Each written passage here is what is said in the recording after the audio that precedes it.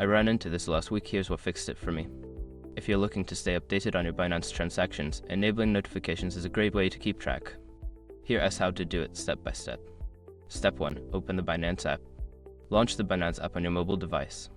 Make sure you're logged into your account to access the settings. Step 2. Access account settings. Tap on the profile icon in the top left corner of the screen.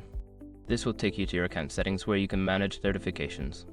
Step 3. Navigate to notifications. In the account settings menu, find and select the notifications option. This is where you can customize what alerts you receive. Step 4. Enable transaction notifications. Look for the toggle switch next to transaction notifications and turn it on. This will ensure you receive alerts for all your transaction activities. Step 5. Test your notifications. To ensure everything is working, make a small transaction and check if you receive a notification. If not, double-check your notification settings and your device's notification permissions.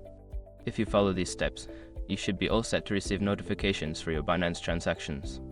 Happy trading!